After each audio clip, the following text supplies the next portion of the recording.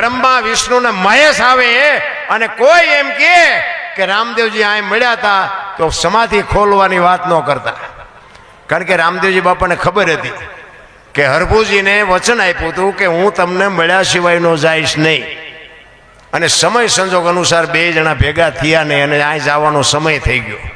એટલે રામદેવજી બાપાને એમ થયું કે હું હરભુજીને મળવા જઈશ તો આમને શંકા જાગશે, એટલે અગાઉ આમને ચેતવા કે દુનિયા કોઈ વાત કરે તમારે સમાધિ ખોલવાની નહીં, અને આ ત્રીજી પેઢીએ આપણા કુટુંબમાં પીર પ્રગટ થશે.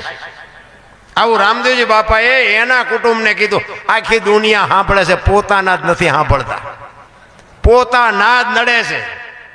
આ મીરાને કોણ નડ્યું? રાણો. નરસિંહ મહેતાને કોણ નડ્યું? એની નાય. પ્રહલાદને કોણ નડ્યું? એનો બાપો. પાંડવોને કોણ નડ્યા? કૌરવ. પોતાના નડ્યા પછી જ ઇતિહાસ થયા. એટલે આપણા નડે ને પછી બહુ રોદડા ન રોવા. ઠાકર નજીક આવ્યો હોય તો જ આપણા